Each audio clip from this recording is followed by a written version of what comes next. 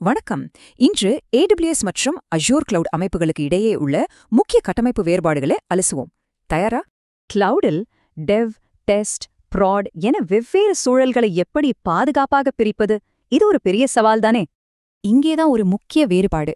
AWS கடுமையான தனிமைப்படுத்தலையும் Azure சற்று எளிமையான பிரிப்பு முறையையும் பயன்படுத்துகின்றன. முதலில் AWS ஆர்கனைசேஷன்ஸை பார்ப்போம். இதில் ஒவ்வொரு தனி அக்கவுண்டும் ஒரு தனி சுதந்திரமான கிளவுடு போலவே செயல்படும். இதோட பிளஸ் என்ன தெரியுமா?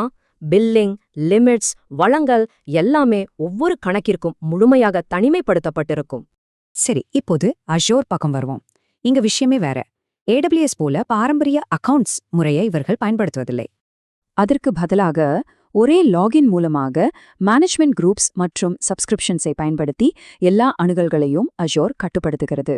சுருக்கமாக புரிந்து கொள்ள, AWS அக்கவுண்ட்ஸ் எதற்கு நிகரானது என்றால் அது ஆஷூர் சப்ஸ்கிரிப்ஷன்ஸ்க்கு சமம் எனலாம்.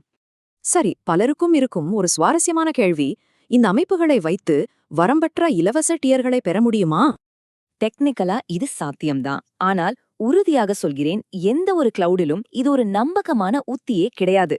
ஏமாற்ற நினைத்தால் AWS எளிதாக கண்டுபிடித்துவிடும். அதேபோல அஷூரில் புதிய சப்ஸ்கிரிப்ஷன்ஸ்க்கு இலவச டியரை மீட்டமைக்கவே மாட்டார்கள். இதனால்தான் சொல்கிறேன், வரம்பற்ற இலவசங்களை நம்பாதீர்கள். உண்மையான கட்டமைப்பு மற்றும் வரம்புகளுக்கு ஏற்ப திட்டமிடுவதே சிறந்த வழி. இதில் இன்னொரு சுவாரஸ்யம் என்னவென்றால், அஷூர் தனது ஒட்டுமொத்த பிரிப்பையுமே RBAC மூலமாகத்தான் மிக நேர்த்தியாக நிர்வகிக்கிறது. ஓகே, இந்த தியோரி எல்லாம் சரி. நமது அன்றாட டெவாப்ஸ் வேலைகளில் இதை நடைமுறையில் எப்படி பயன்படுத்துவது? உங்கள் இலக்கு டெவ், டெஸ்ட், ப்ராட் என பிரிப்பது என்றால் பல AWS கணக்குகள் அல்லது பல ஆஷூர் சப்ஸ்கிரிப்ஷன்ஸ் தேவைப்படும். நிறுவனத்தின் பாதுகாப்பு விதிகளை செயல்படுத்த AWSல SCPகளையும் அஷூர்ல மேனேஜ்மெண்ட் குரூப்ஸ் மற்றும் பாலிசியையும் பயன்படுத்துங்கள்.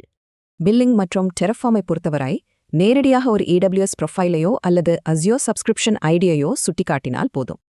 இப்போது நீங்களே சொல்லுங்கள், உங்கள் அடுத்த ப்ராஜெக்ட்டுக்கு கடுமையான தனிமைப்படுத்தல் வேண்டுமா அல்லது எளிமையான பிரிப்பு போதுமா? யோசித்து பாருங்கள்.